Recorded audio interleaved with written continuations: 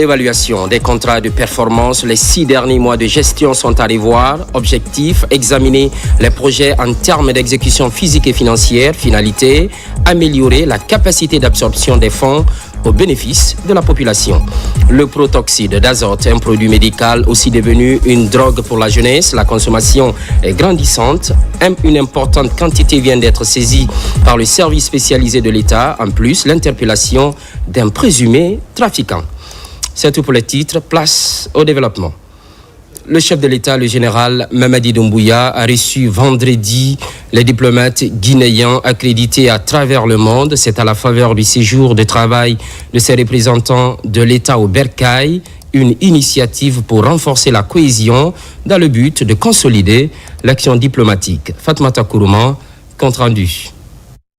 Quelques jours après la remise officielle du projet de nouvelle constitution par le ministre des Affaires étrangères, de l'intégration africaine et des Guinéens établis à l'étranger, Dr Maurice Ndakouyaté, les ambassadeurs, consuls généraux et chargés d'affaires de la Guinée en poste à l'étranger ont été reçus ce vendredi 18 juillet 2025 en audience par le chef de l'État, son Excellence le général Mamadi Doumbouya au Palais Mohamed V. Cette rencontre s'inscrit dans le cadre du séjour en Guinée des représentants diplomatiques initiés afin de renforcer la cohésion et la coordination de l'action diplomatique. Elle marque un jalon important dans le processus de refondation de l'État engagé depuis le 5 septembre 2021 par le Comité national du Rassemblement pour le développement CNRD sous l'impulsion du président de la République. Ces diplomates ont été introduits auprès du chef de l'État par le ministre des Affaires étrangères, de l'intégration africaine et des Guinéens établis à l'étranger, Dr Maurice Ndakouyaté. Excellence, Monsieur le Président, vous êtes devant votre haute autorité, 36 ambassadeurs, 6 consuls généraux et d'autres chargés d'affaires, couvrant aujourd'hui 148 pays et 58 organisations internationales à travers le monde. En retour, il est important de noter que les pays amis et les partenaires ont aussi accrédité auprès de vous 55 ambassadeurs et des chargés d'affaires.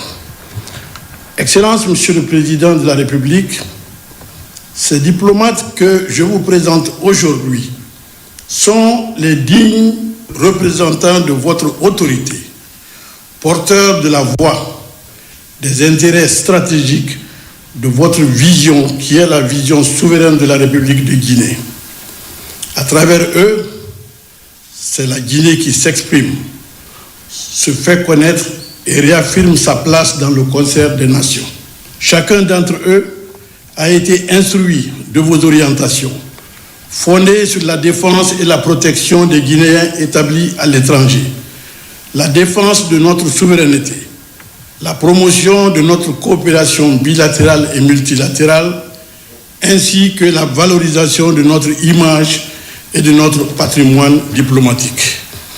Ils ont pour mission, que vous leur avez assignée, de traduire avec loyauté, compétence et détermination votre volonté politique et diplomatique de bâtir une Guinée forte, respectée et écoutée sur la scène internationale.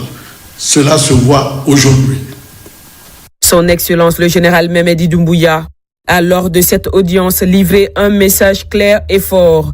Les représentations diplomatiques sont désormais au cœur du processus d'inclusion nationale du développement durable porté par le programme hautement stratégique Simandou 2040. Il a réaffirmé que la justice est la boussole qui guide nos actions, soulignant ainsi la nécessité pour chaque diplomate d'incarner et de défendre les valeurs fondamentales de la République.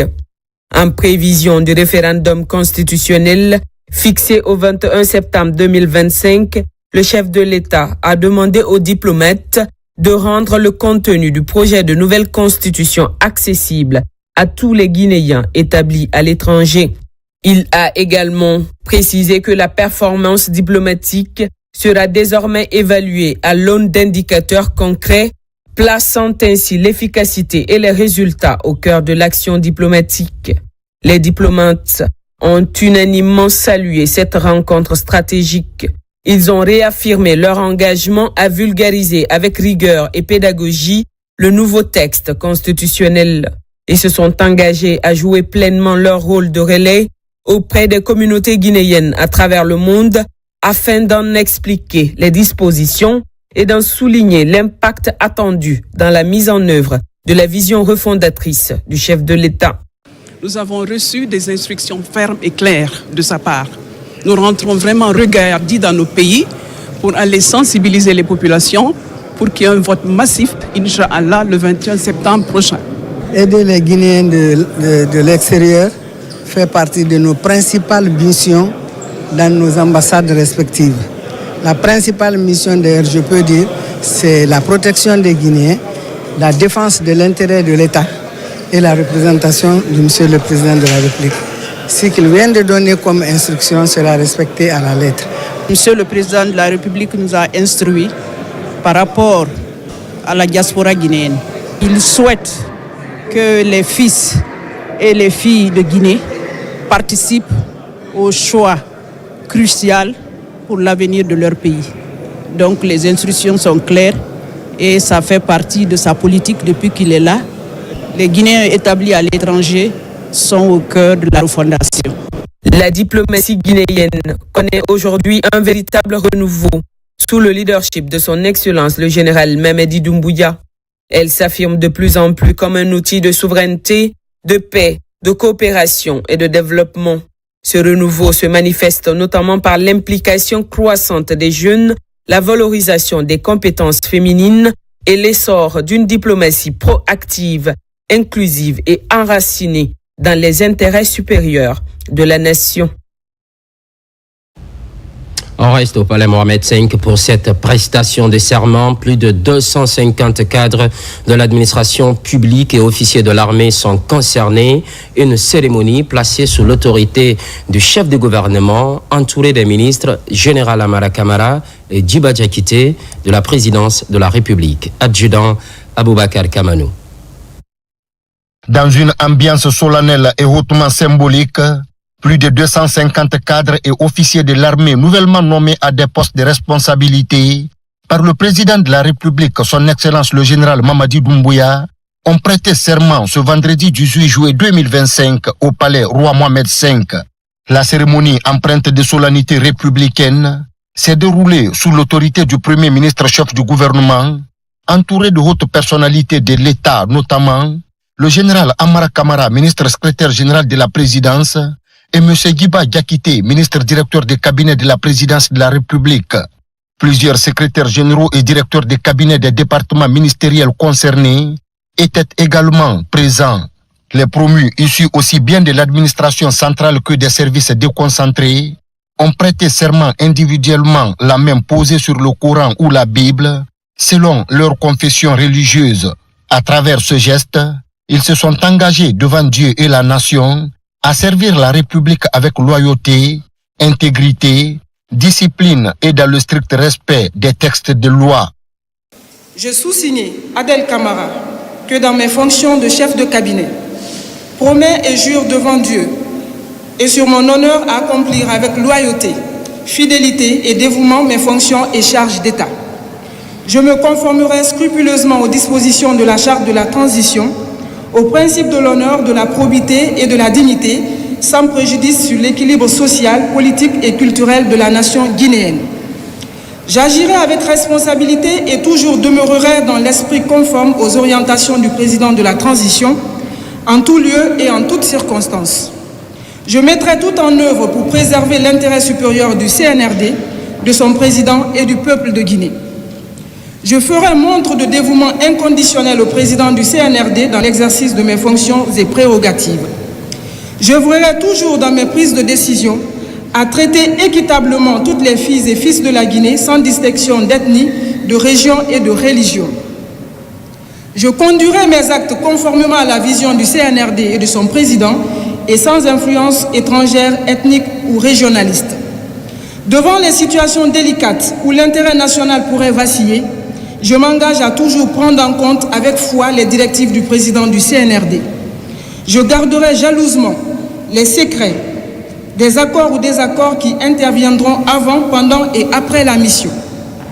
Convaincu de ma bonne foi et de ma volonté à servir la nation, l'État et le président du CNRD, président de la transition, je souscris librement à ces engagements et appose ma signature pour que plaise à Dieu de m'aider à me conduire dignement tout au long de ma mission envers lui, envers le président du CNRD. Fait à Conakry le 18 juillet 2025, je le jure. Moi, général de brigade Malik Diakité, chef d'état-major général adjoint des armées, m'engage scrupuleusement de respecter l'acte d'engagement sur l'honneur que je viens de signer. Je le jure. Moi, capitaine de vaisseau Lamine de Camara, chef d'état-major adjoint de l'armée de mer, m'engage à respecter scrupuleusement l'acte d'engagement sur l'honneur que je viens de signer. Je vous le jure. Moi, colonel Amara Kaba, chef d'état-major adjoint de l'armée de l'air, m'engage à respecter scrupuleusement l'acte d'engagement sur l'honneur que je viens de signer. Je vous jure. Moi, lieutenant Odia Kamara, directrice générale de l'Office guinéen du bois ODUB, au ministère de l'Environnement et du Développement durable, m'engage à respecter scrupuleusement l'acte d'engagement sur l'honneur que je viens de signer. Je le jure. Moi, colonel Ibrahima Khalil Sidibé, commandant régional adjoint de Bouquet, m'engage à respecter scrupuleusement l'acte d'engagement sur l'honneur que je viens de signer. Je jure. Dans son allocution, le Premier ministre chef du gouvernement a, au nom du chef de l'État, son Excellence le général Mamadi Doumbouya, rappelé la sacralité de la mission du service public. Il a insisté sur la nécessité pour chaque cadre de faire preuve d'exemplarité, de transparence et de patriotisme. Il a également exhorté les promus à répondre aux attentes du peuple, à combattre les anti-valeurs et à contribuer activement à la réalisation de la vision de refondation portée par le chef de l'État, le général Mamadi Doumbouya. Il est impérieux, par l'acte que vous venez de faire, d'agir dans le sens de respecter les valeurs de la République, les engagements que vous avez pris de manière solennelle envers les orientations majeures du CNRD et, par conséquent, les orientations du président de la République. Ces engagements s'articulent principalement sur la nécessité d'agir en toutes circonstances dans le sens de l'intérêt supérieur du pays, de faire de telle sorte que l'intérêt général, dans le sens de la justice, de l'équité, sans aucune attitude discriminatoire vis-à-vis de qui que ce soit parmi les citoyens de la République, c'est cela qui vous est demandé et c'est cela par lequel vous avez juré de manière solennelle. Le projet constitutionnel sur lequel le peuple de Guinée est appelé à voter ou à s'exprimer le 21 septembre 2025 concentre l'ensemble des engagements sur lesquels, qu'on soit civil ou qu'on soit militaire, que nous devons respecter.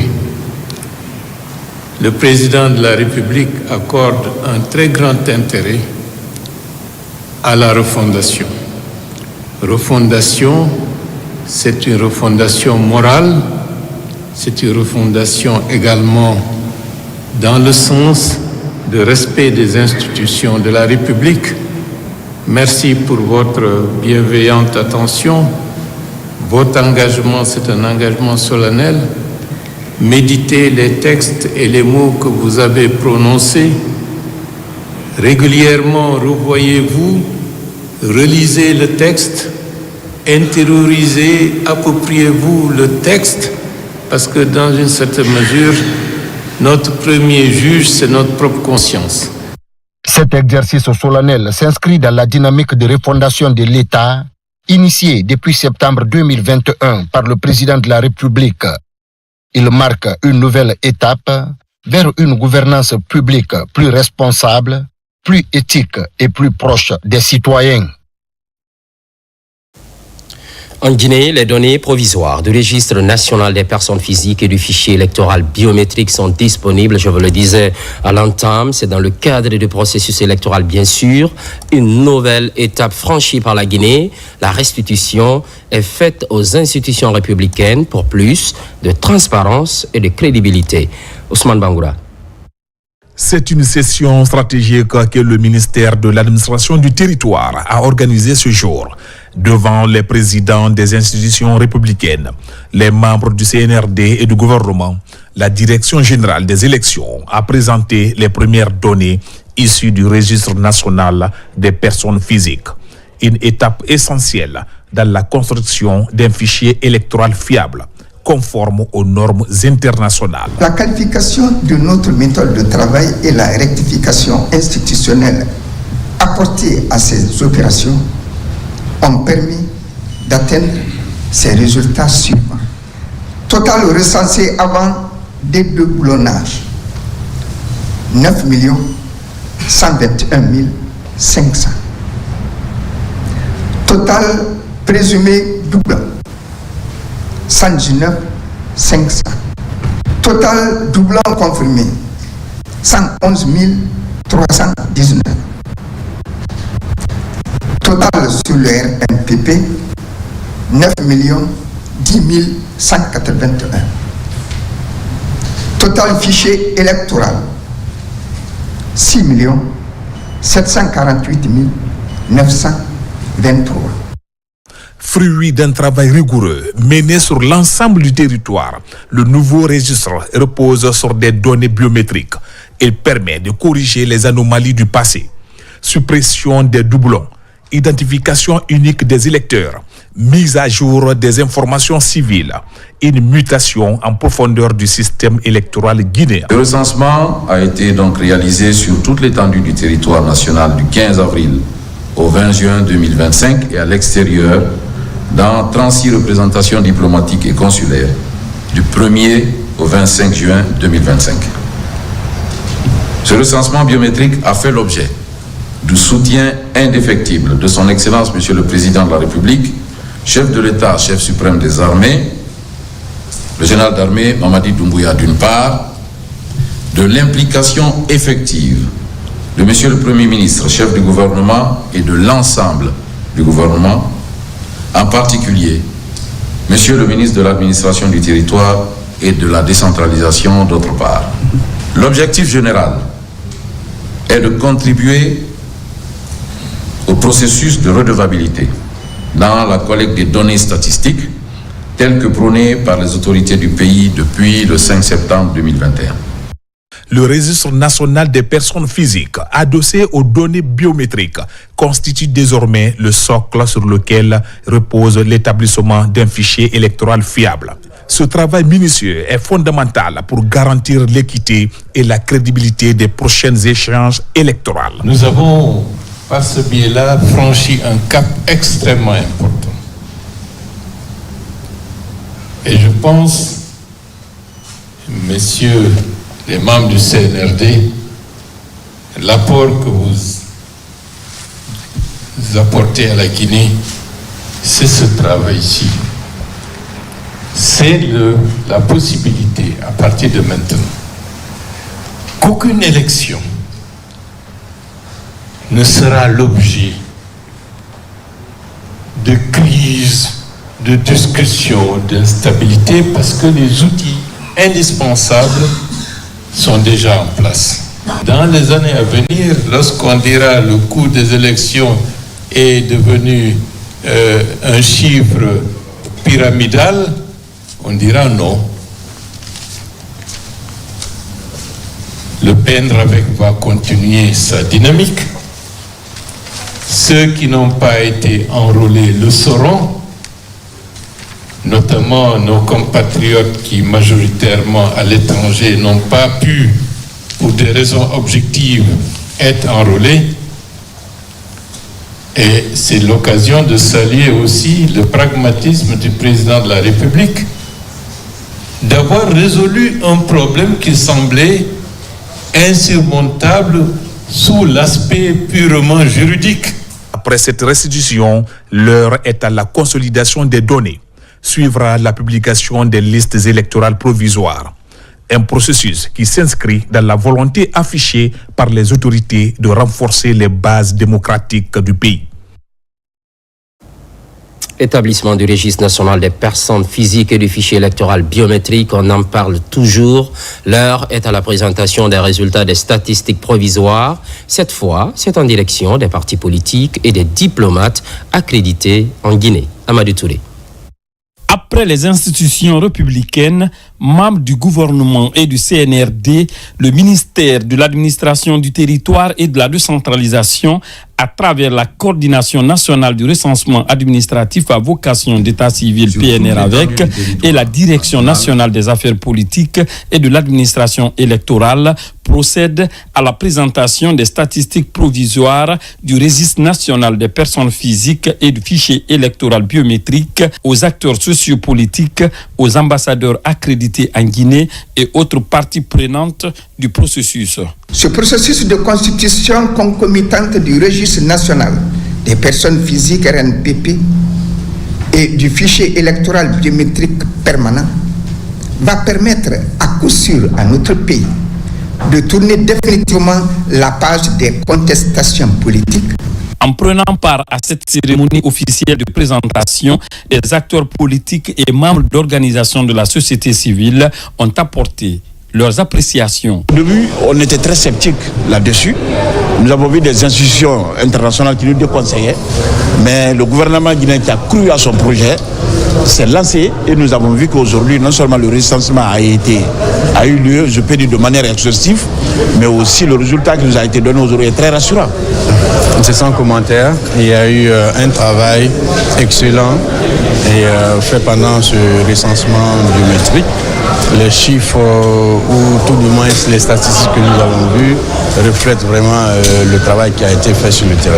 Ce que le MATD vient de faire est une pratique républicaine qui exprime la volonté de l'État à respecter les principes de transparence, les principes de redevabilité, les principes d'inclusion et les principes de participation de tous les acteurs à un processus qui va fonder un État véritablement de droit.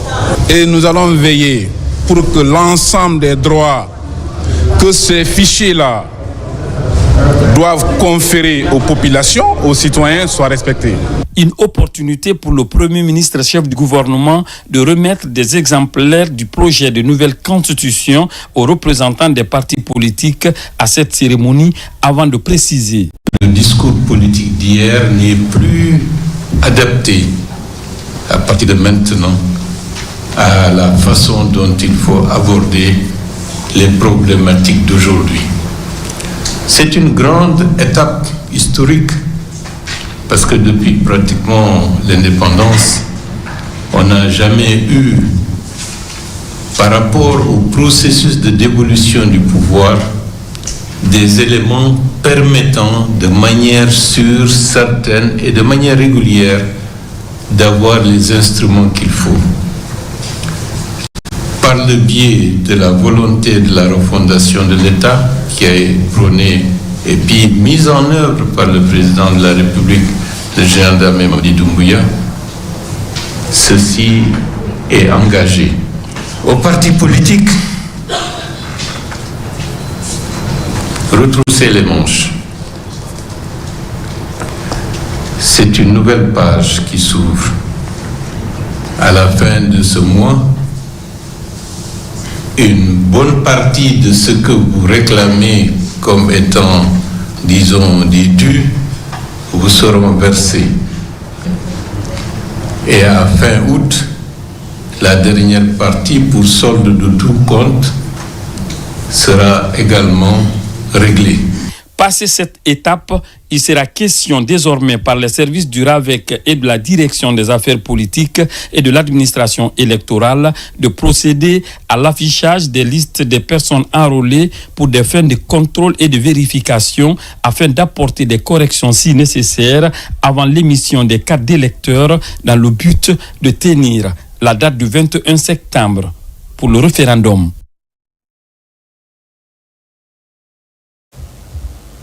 Entre la Guinée et le Sénégal, la coopération militaire est au beau fixe. En témoigne la patrouille conjointe de la frontière qui sépare les deux pays, une manière d'assurer la surveillance et la défense dans les localités frontalières. Ansoumani Toumani Kamara. L'initiative est l'une des résultantes de l'accord de coopération militaire et technique signé entre la Guinée et le Sénégal en fin juin 2025 à Conakry. Lors de la visite de travail du ministre des Forces armées sénégalaises en Guinée du 26 au 27 juin dernier, l'ambassadeur Aboubakar Sidiki Kamara et son hôte, le général 2e section, Biram Diop, conviennent d'une patrouille conjointe le long de la frontière entre les deux pays. Cette coopération sécuritaire entre Conakry et Dakar vise à renforcer la surveillance et la sécurité des frontières terrestres et maritimes, ainsi qu'à lutter contre la criminalité transfrontalière. Au nom de son Excellence, le général Mamadi Doumbouya, président de la République de Guinée, chef suprême des armées, vous remercie de l'honneur que vous faites à la République de Guinée et aux forces armées en particulier de nous rendre cette visite de courtoisie mais aussi de fraternité. Je vous donne simplement l'assurance que les forces armées guinéennes sont disposées à mettre en œuvre la volonté de nos deux chefs d'État, la volonté dont nous sommes chargés, vous et moi, d'exécuter dans l'intérêt supérieur de nos deux nations. Conformément à nos instructions, nos délégations ont réfléchi sur des actions concrètes prenant en compte l'ensemble des points de préoccupation de nos deux pays. Qu'il s'agisse des activités opérationnelles bilatérales sur la frontière ou de la mise en œuvre de la commission militaire mixte et paritaire, des mesures concrètes ont été proposées et les mécanismes idoines seront mis en place pour les opérationnaliser. Il nous appartient maintenant de nous assurer de leur mise en œuvre effective sur le terrain afin d'éradiquer ces menaces graves à la paix et à la tranquillité de nos populations et ces obstacles au développement que constitue l'insécurité à notre frontière commune. Aussitôt signé, aussitôt mis en exécution. Ce 17 juillet, les forces armées sénégalaises et guinéennes se rencontrent à la frontière des deux pays pour procéder à la patrouille conjointe dans leurs localités frontalières respectives.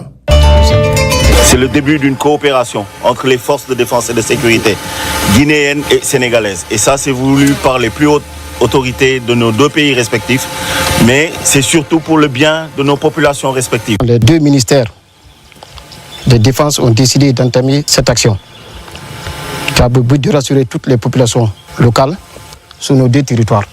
Donc ça, c'est l'optique de cette mission. Et nous, on l'a baptisé, mon colonel, l'opération Coup de balai.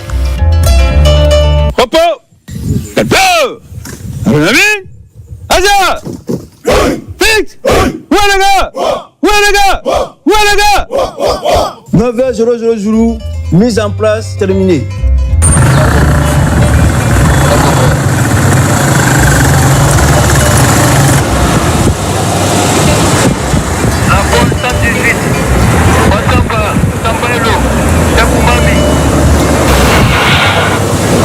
Conformément aux recommandations du communiqué conjoint des travaux interministériels du 27 juin 2025 conclu à Conakry, la patrouille conjointe Guinée-Sénégal a répondu à toutes les attentes. Elle a permis, entre autres, de favoriser les échanges d'informations, les exercices conjoints et la formation des forces de sécurité des deux pays. Cela pour renforcer la confiance entre les deux États, assurer la sécurité et la tranquillité des populations vivant à proximité de la frontière et garantir une meilleure coordination et d'efficacité sur le terrain. Cette approche est bien apprécié par les populations frontalières qui sont les premières bénéficiaires de cette manœuvre baptisée coup de balai.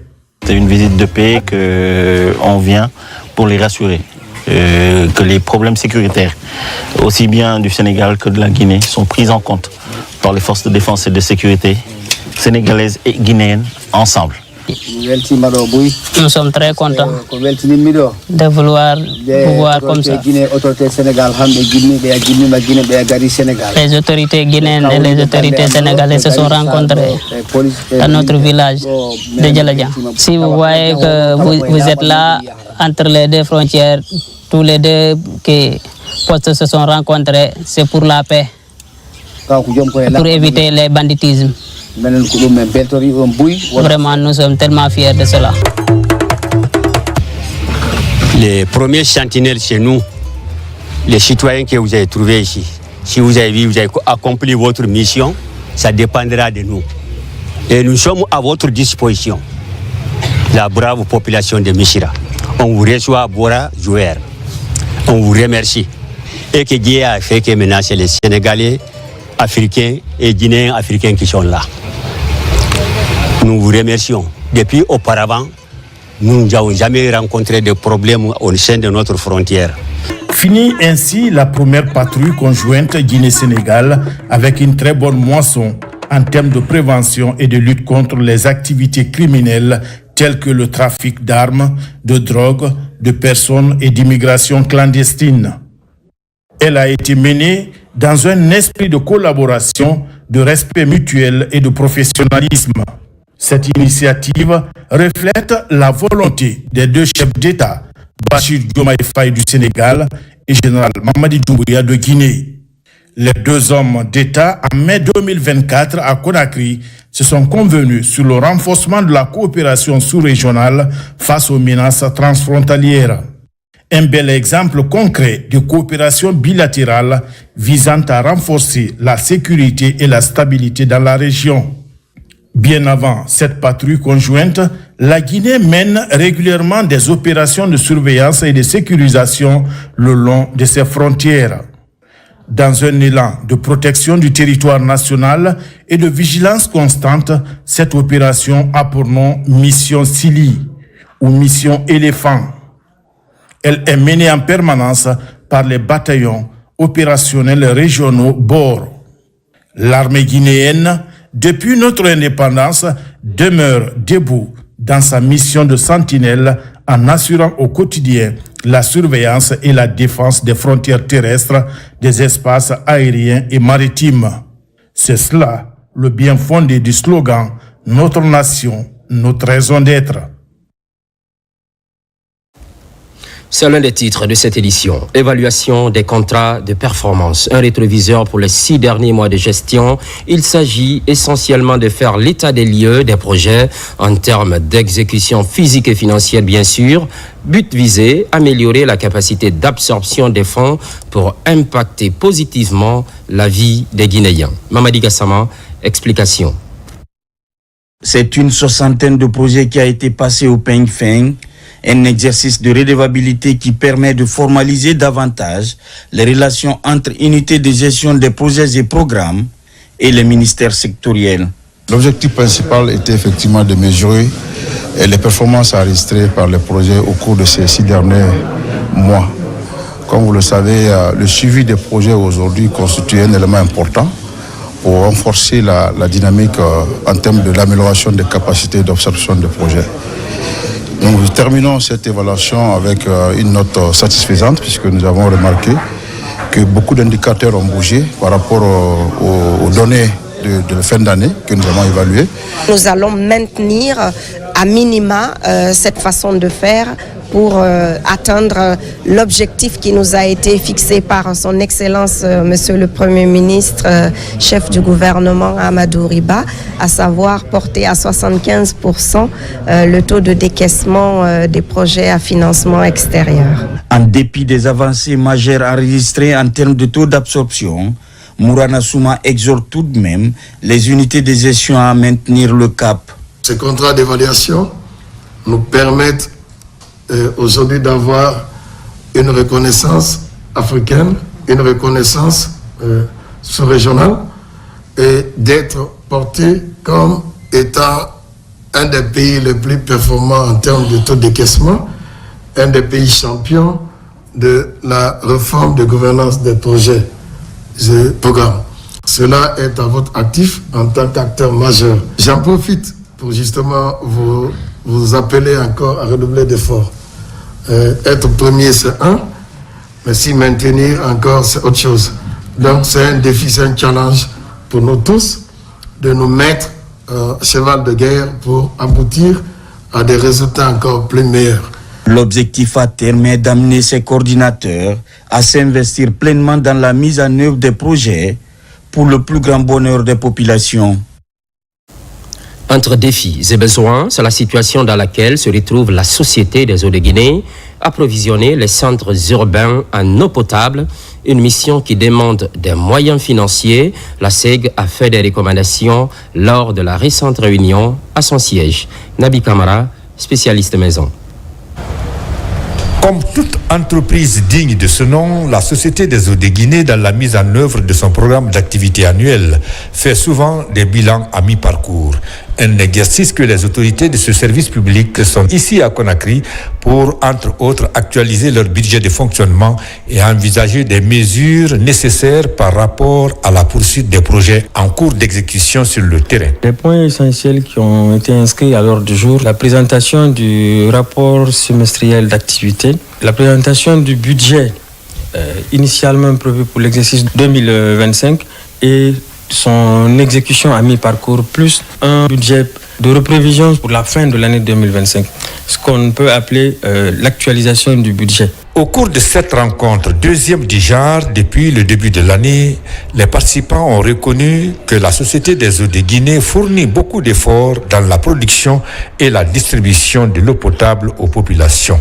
Ils ont également constaté que sur le plan structurel, beaucoup reste à faire. Il faut reconnaître que sur la rubrique des investissements, de grands efforts n'avaient pas été fournis, mais au cours de l'évolution de l'année, il apparaît clairement que nous avons des postes aujourd'hui qui nécessitent, même sur des fonds propres, en dehors même du FINEX qui s'impose, qu'il faille accepter que des prévisions de dépenses internes liées à des investissements soient faits. Les résultats commerciaux de la SEG sont actuellement encourageants, mais elle est structurellement malade, notamment à cause du sous-investissement chronique. Il va falloir que l'État intervienne, mette la main à la poche pour accompagner les investissements que la SEG veut mettre en place pour satisfaire les besoins de la population. L'alimentation en eau potable des populations urbaines est la mission principale de la Société des eaux de Guinée, SEG.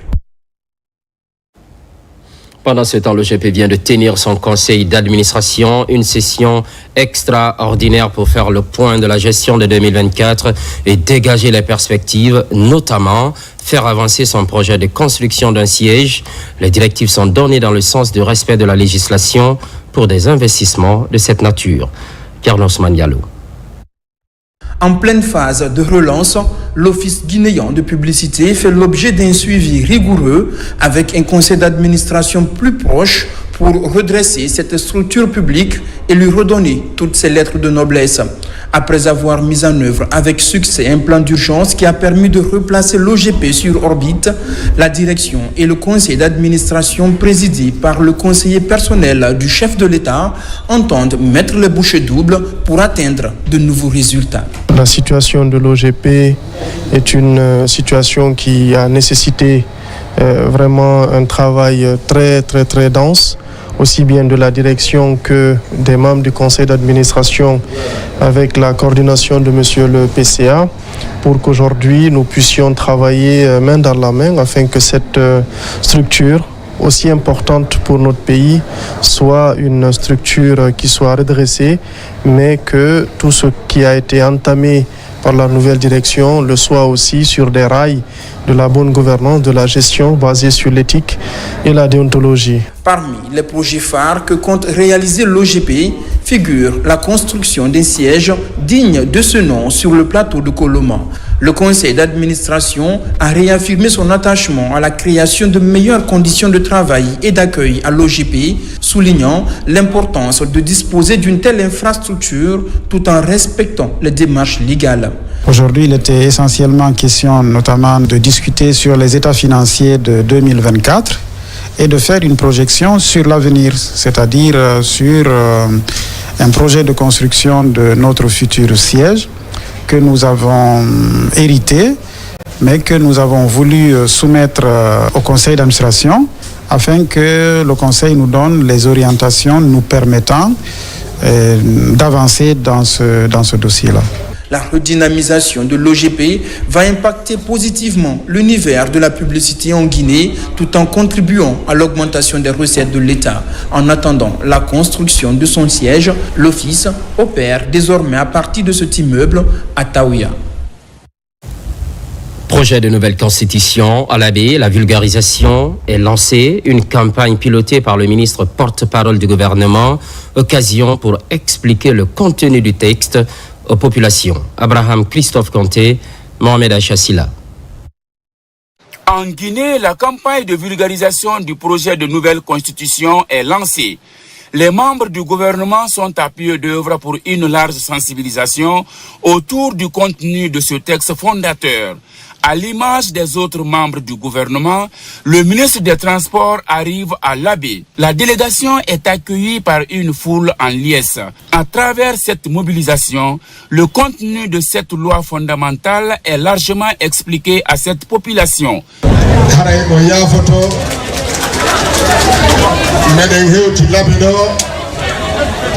Vous allez accepter que je vous adresse le message en Pula pour que la plus grande partie de la population de l'Abbé puisse comprendre le contenu de ce document de la nouvelle Constitution.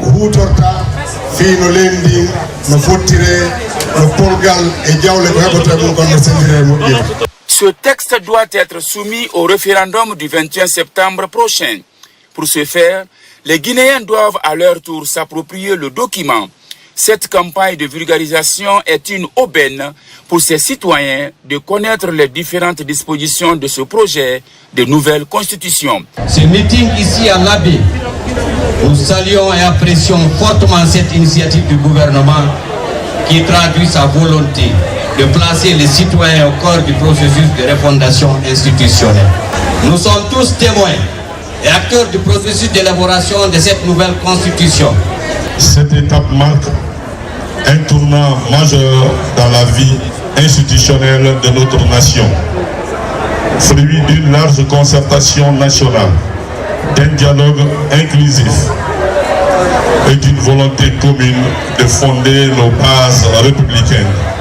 Cette constitution incarne nos inspirations profondes à la justice, à l'équité, à la paix et à la bonne gouvernance. Cette vaste campagne nationale de vulgarisation du projet de nouvelle constitution dénote de la volonté des autorités à aller vite à l'ordre constitutionnel. Ce, pour le bonheur du peuple de Guinée. Pendant ce temps, soutien des initiatives présidentielles, c'est au nom de la Basse-Guinée et sur fond de folklore traditionnel. Vous allez le voir tout de suite, un attachement à la politique de refondation prônée par le général Mamadi Doumbouya afin de renforcer l'unité nationale. Marie-Angélique Bangoura. Sous un ciel chargé d'espérance, les rues de Kaloum se sont transformées en un fleuve humain, en un battement de tambour géant. C'est un peuple en marche, la communauté de la Basse-Guinée, unie par une même volonté, défendre et célébrer les acquis du CNRD. Ce carnaval de reconnaissance et de soutien est aussi l'occasion pour nous, fils et filles de la Basse-Guinée, de rassembler nos cœurs et nos esprits. Aujourd'hui, nous célébrons non seulement les acquis du CNRD à travers notre diversité culturelle, mais aussi l'unité nationale sans laquelle on ne peut parler de développement. Entre rythme du littoral, chants patriotiques et danse du terroir, tous les villages étaient représentés, apportant chacun leur richesse culturelle à cette grande cérémonie d'unité et de loyauté. Je voudrais tout d'abord remercier toutes les préfectures de la Basse-Guinée qui ont accepté de venir massivement accompagner la communauté Baga qui, à cette occasion, est venu pour célébrer le Mas Demba, qui est devenu aujourd'hui un patrimoine national. Donc, vous comprendrez avec moi le sentiment qui m'anime de voir toute cette population ici de la Basse-Guinée, ici réunie pour fêter avec la communauté Baga ce Mas Demba. J'apprécie de telles actions d'envergure nationale parce que ça permet aux Guinéens de tous bords de se retrouver dans une symbiose, dans une union et dans une unité d'action. C'est la manifestation d'un intérêt particulier pour nos valeurs culturelles, pour nos valeurs traditionnelles. Et vous savez, Nimba fait partie justement de ces valeurs culturelles et traditionnelles et que nous pouvons transformer en élément de patrimoine international. Dans l'écho des tam-tams et la chaleur des applaudissements, ce carnaval géant est bien plus qu'un événement. C'est le symbole d'un peuple debout pour préserver l'essentiel. Moment fort de cette célébration, la remise symbolique du masque Demba, figure emblématique de la fécondité et de la protection, ainsi qu'un fauteuil présidentiel offert par la communauté. Ces présents, empreints de sens et de respect, témoignent ici de l'adhésion populaire aux idéaux et aux actions du CNRD. Sur tout autre plan, santé de proximité, prise en charge de Aliou Sampou, la trentaine, poignardé au niveau du foie par 2 malfrats et conduit à l'hôpital d'Anaïm de Kamsar. Arrivé dans un état critique, il a subi une intervention chirurgicale très complexe, un véritable exploit pour le personnel soignant. Aboubakar Jabi. À l'hôpital Anaïm de Kamsar, le personnel médical a accompli une véritable prouesse chirurgicale pour sauver la vie d'Aliou Sampou, un conducteur de mototaxi. Ce trentenaire a reçu un coup de couteau au niveau de la cage thoracique de la part de 2 malfaiteurs. Il s'est retrouvé avec une côte fracturée et le foie sérieusement touché. Cet acte odieux s'est passé dans la nuit du samedi 5 juillet 2025 à 2h du matin. A été admis dans cet hôpital en état de choc hémorragique avec un pronostic vital gravement compromis. Le patient avait une tension très basse, à 7,4, il était pâle, il avait un saignement important qui provenait d'un coup de poignard que le patient a eu au niveau de la base de la cage thoracique, du côté droit, là où il y a le foie. Donc l'emplacement de la plaie laissait suggérer une plaie du foie. Grâce à l'intervention coordonnée de ce chirurgien viscéraliste français et son équipe d'experts locaux, le jeune Sampou a finalement survécu. Je peux dire merci à tous les docteurs de l'hôpital Anaïm de Kamsar. Des grands merci. Ils m'ont très bien traité ici. Très bien. Ils m'ont sauvé la vie. Sous la tutelle de l'Anaïm, cet hôpital continue d'offrir à la communauté de Kakandé et ses alentours des services de santé de qualité. La direction générale de l'Anaïm est résolument déterminée à améliorer les services offerts par cet établissement de santé. Je pense que c'est un jeune homme qui a eu beaucoup de chance et d'avoir dans les installations de l'hôpital de Kamsar un chirurgien de la poigne, le docteur Odé. Le patient a été admis dans nos installations avec un pronostic vital qui était sérieusement entamé. Mais l'équipe qui a assuré sa prise en charge, je veux dire l'équipe des urgences, l'équipe de l'imagerie médicale, du bloc de la chirurgie, dans le cadre d'un travail synergique, ils ont su prendre rapidement le jeune. Selon le cahier de charge de l'Anaïm, la prise en charge sanitaire est d'une importance primordiale. Cet hôpital illustre l'engagement sans faille du gouvernement de transition à démocratiser l'accès aux soins de qualité à la population guinéenne, conformément à la vision du président général Mamadi Doumbouya. Au même moment, circulation et consommation de la drogue, le phénomène va crescendo. Le service spécialisé de l'État se montre réactif. Aux dernières nouvelles, l'interpellation d'un présumé trafiquant et la saisie d'une importante quantité de substances illicites, notamment le protoxyde d'azote, un produit médical. Aboubakar Amikamara, Kerno Younusaba. Dans le cadre de la campagne de lutte contre la drogue baptisée Zéro Couche, le secrétariat à la présidence chargé des services spéciaux et de lutte contre le crime organisé a présenté à la presse nationale une nouvelle variété de drogue. Il s'agit de protoxyde d'azote et plusieurs autres quantités de substances en provenance de la République du Mali. La lutte ne concerne pas seulement la drogue couche. Nous allons vous présenter aujourd'hui autre variété de drogue saisie dans la main des citoyens. Nous voulons parler du protoxyde d'azote et autres formes de drogue absorbées par infiltration. En ce qui concerne le protoxyde d'azote, les circonstances de la saisie, ce phénomène constaté depuis quelques mois, le service s'est intéressé pour identification de la substance et les individus qui les importent et les commercialisent. C'est ainsi que nous avons procédé ce jour à l'interpellation d'un individu répondant au nom de M. Moussa Katile en possession d'une bouteille de protoxyde d'azote. Dans son audition, il reconnaît que la substance saisie sur lui est effectivement de la drogue et que la bouteille est vendue entre 650 et 700 000 francs guinéens. Il déclare que le dernier stock qu'ils ont importé était évalué à 80 cartons, dont 6 flacons par carton, ce qui fait une valeur numéraire évaluée à 294 millions de nos francs guinéens. Et donc, la jeunesse l'a détourné de son usage médical pour la consommer. Le présumé trafiquant a reconnu les faits. Ainsi, il déclare avoir vendu 80 cartons de cette forme de drogue. C'est un ami qui m'envoyait au Mali. Il donnait à des chauffeurs avec l'aide d'une connaissance. Si ça vient, je les donne, c'est eux qui vendent. Après, ils me donnent mon argent. C'est comme ça, on met un ballon là-bas pour gonfler. Et si ça gonfle là, c'est plus. Les gens qui l'utilisent, ils aspirent. Ça quand même, c'est pas bon. La lutte contre la drogue et le crime organisé demeure une priorité nationale depuis la prise du pouvoir par le CNRD. Religion, journée de la jeunesse diocésaine, Guékédou célèbre pour la première fois, juste après son élection en diocèse. Durant 4 jours, les fidèles catholiques ont communié avec le Seigneur. C'est la paroisse Sainte-Croix de Macenta qui abrite la cérémonie. Lancé Kamisoko, correspondance. Dans les rues de Macenta, ils sont plusieurs centaines de jeunes catholiques à marcher pour la première fois sous la bannière du diocèse de Guékédou. C'est à l'occasion de la Journée mondiale de la jeunesse diocésaine, initiée par le pape Jean-Paul II en 1985.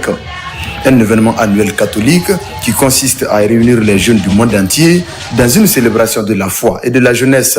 Il est beau et bon de voir les frères et sœurs vivre ensemble dans la joie. Au terme de ces journées mondiales de la jeunesse du diocèse de Guékédou, nos cœurs sont remplis d'une joie profonde et d'une immense gratitude. De la foi et de la jeunesse, 2 thématiques que les jeunes catholiques ne doivent en aucun cas occulter de ces moments de prière, de partage, de fraternité et de valeur durant les 4 jours de célébration. Cette jeunesse a suivi avec intérêt les enseignements et les catéchèses. Et je crois que chacun de son côté fera effort de mettre en pratique l'enseignement reçu. C'est un sentiment de satisfaction au regard de tout ce que nous avons vécu durant les 4 jours et au regard aussi de ce que nous avons vécu pendant les préparatifs. Rassembler les jeunes afin qu'ils vivent leur foi, partager et prier ensemble pour qu'ils soient tous des témoins de l'Évangile, telle est la vocation de la Journée mondiale de la jeunesse.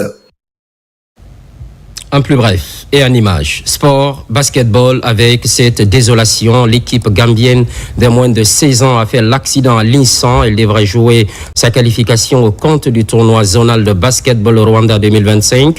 Comme vous le constatez à l'instant, plusieurs blessés. À l'annonce de cet incident malheureux, le gouvernement a pris toutes les dispositions pour leurs soins. Juste après, un vol spécial a été dépêché par les autorités gambiennes pour leur retour au pays.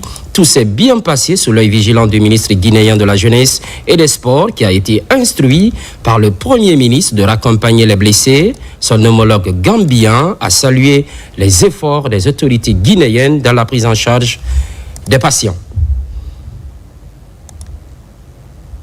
Les programmes se poursuivent. L'actualité évolue en Guinée, notre paradis, terre de richesse et d'innovation, constante fidélité à toutes et à tous.